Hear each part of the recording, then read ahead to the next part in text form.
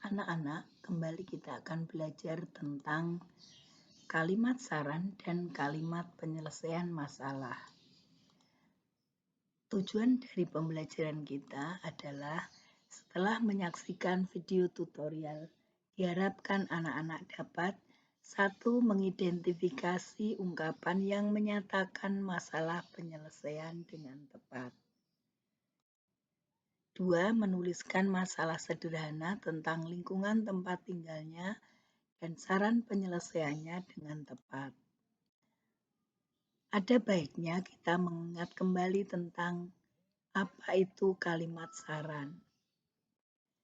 Kalimat saran adalah kalimat yang berisi saran, pendapat yang biasanya berbentuk solusi atau jalan keluar yang disampaikan kepada seseorang tentang suatu permasalahan. Nah, anak-anak tentu masih ingat kata-kata yang umum digunakan dalam membuat kalimat saran. Benar sekali. Yang pertama, sebaiknya, seharusnya, ada baiknya, menurutku, lebih baik, saran saya, dan usul saya. Kita terapkan dalam sebuah permasalahan di dalam bacaan. Di kantor kelurahan, Siti sangat senang dapat ke sekolah lagi. Siti sudah tidak demam. Siti dan teman-temannya mengunjungi kantor kelurahan. Mereka mengajukan permintaan bibit pohon angsana. Mereka membawa surat dari sekolah. Pak Lurah sangat senang dikunjungi anak-anak. Beliau menyampaikan agar semua orang menjaga lingkungan. Lingkungan harus bersih dan hijau. Setiap anak seharusnya memiliki satu pohon untuk dirawat. Pak Lurah memberikan anak-anak beberapa bibit pohon angsana untuk ditanam. Anak-anak merasa sangat senang menerima bibit pohon angsana tersebut. Tidak lupa mereka mengucapkan terima kasih kepada Pak Lurah. Mereka berjanji untuk menanam dan merawat pohonnya dengan baik.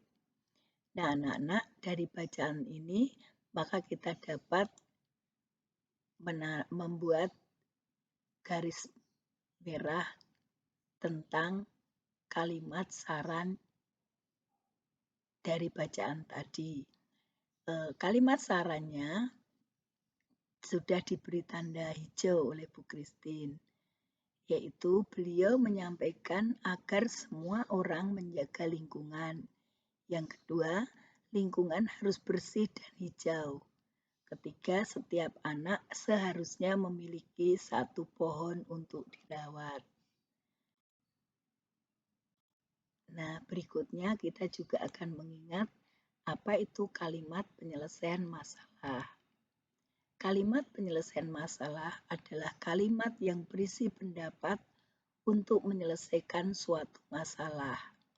Atau bisa juga dikatakan kalimat yang berisi nasihat atau saran untuk membantu orang lain menyelesaikan masalah. Kita kembali akan membaca dalam suatu bacaan. Siti demam. Siti kepanasan saat pulang sekolah. Di malam harinya ia demam dan badannya panas. Ibu mengompres Siti dengan air hangat. Ibu pun menyelimutinya dengan selimut tipis. Siti masih merasa demam saat bangun tidur.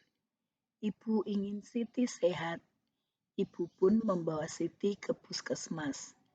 Sebagai warga negara, kita berhak mendapat fasilitas tempat berobat. Oleh karena itu, pemerintah mendirikan puskesmas dan rumah sakit. Di puskesmas dan rumah sakit ada dokter dan perawat yang bertugas. Dokter lalu memeriksa Siti. Setelah diperiksa, dokter memberikan obat dan vitamin. Dokter menyarankan agar Siti menjaga kesehatan. Ia harus banyak minum air putih hangat. Ia harus memilih jajanan yang sehat. Ia juga harus rajin mencuci tangan. Ibu dan Siti berterima kasih kepada dokter. Mereka senang berobat di puskesmas. Nah, anak-anak, dari bacaan ini, maka dapatlah dibuat kalimat penyelesaian masalahnya. Masalah yang ada adalah Siti demam dan badannya panas. Maka cara menyelesaikannya adalah ibu mengompres Siti dengan air hangat. Yang kedua, ibu pun menyeliputinya dengan selimut tipis. Masalah yang kedua, Siti masih merasakan demam saat bangun tidur. Cara menyelesaikannya, satu, ibu membawa Siti ke puskesmas.